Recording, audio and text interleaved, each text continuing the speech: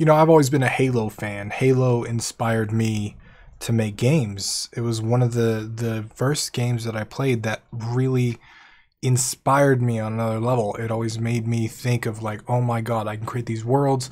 I can create this massive, epic story. I can create anything that I want to create because Halo did it for me. And I always remember Bungie, the creators of Halo, used to put out this Vidoc every once in a while, and especially during the days of like Halo 2, when we were all waiting for Halo 2 because everybody wanted Halo 2.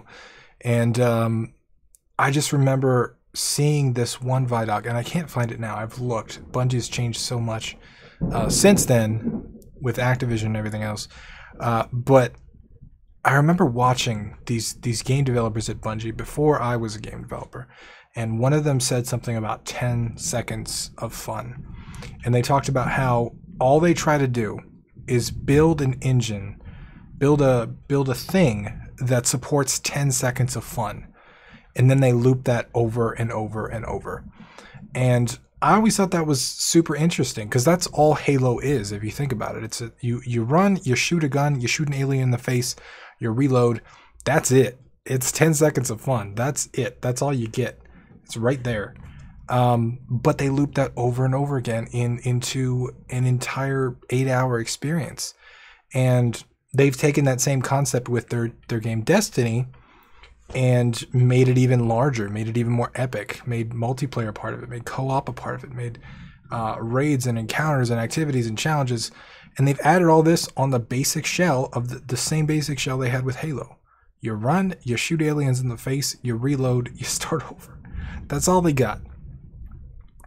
And so people ask me like what an MVP is, right? Or like how much is too minimal? How much should I make of a game? What does my vertical slice look like? Like what? Nobody really knows what the specifics of their game is. Like what's the minimum thing they should build? How do they build a small game? We got thunder going down. Shit's about to go down. Them hurricanes are coming.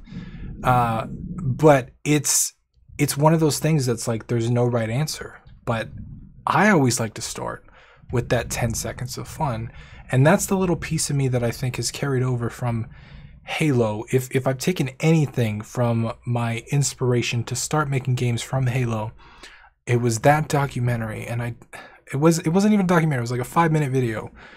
But the 10 seconds of fun has impacted so many of my games in so many different ways because that's always my focus. Like what's the 10 seconds of fun in this game? And ironically, within the recent Ludum Dare, we made a game called Space Goats 2. And in Space Goats, we started with the story, right? I had never done that before. I never started with a story. And then we went to the artwork and we started a bunch of artwork. And then I did the programming. I wanted to switch it up. I wanted to see how it worked. And there were other elements with that game too. Like one, I allowed donations for people to add random shit to the game. So there's that. That I'm sure had an effect on it. But when we got to the game was boring. And we had a cool cutscene, we had hilarious voiceovers, we had an epic heavy metal soundtrack, but the game itself was boring, and I just immediately what I thought of is that 10 seconds of fun. We did not have that 10 seconds of fun there.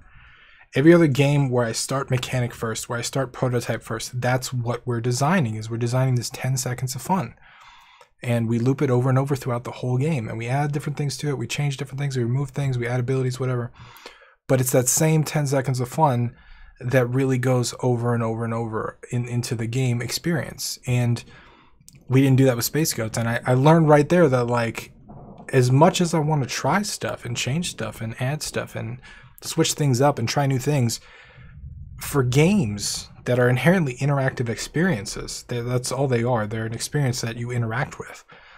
That 10 seconds of fun or that 10 seconds of horror or that 10 seconds of shock or the 10 seconds of love or hate or whatever it is that you want to convey in your experience, I think is the most important thing to start with. And a lot of us choose fun, right? Like that's why a lot of us play games, but games don't necessarily have to be fun. They have to be entertaining, right?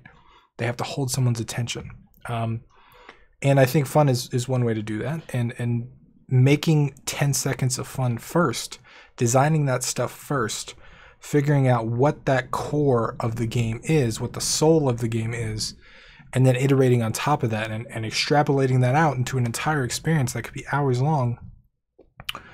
That's the beautiful thing about game development. And that's one of my ways that I've built games over all this time, right? Like I made 19 different games, and not all of them are great, but all of them have at their core that 10 seconds of fun, except for one, Space Goats. And I think that is, gameplay-wise, one of the more boring games that I've made, because I didn't start with that concept in mind. So if you're starting with a game, you don't know what to do, you don't know what your MVP looks like, you don't know what a vertical slice looks like, you don't know how much you should build and how much you should release and how much you should, you know, try to get out there before you build the whole game, or even for the whole game. Think about the 10 seconds of fun. Think about the 10 seconds of gameplay that someone's going to play through.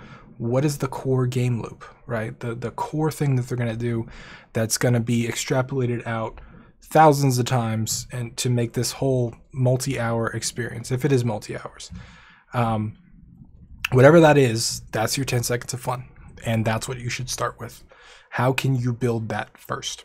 So that's all I got for you. I hope you found it useful. If you did, leave me a thumbs up and a comment down below. Let me know your thoughts. I would love to know how you feel about this. Once again, my name is Tim Roswick, and I will see you again tomorrow.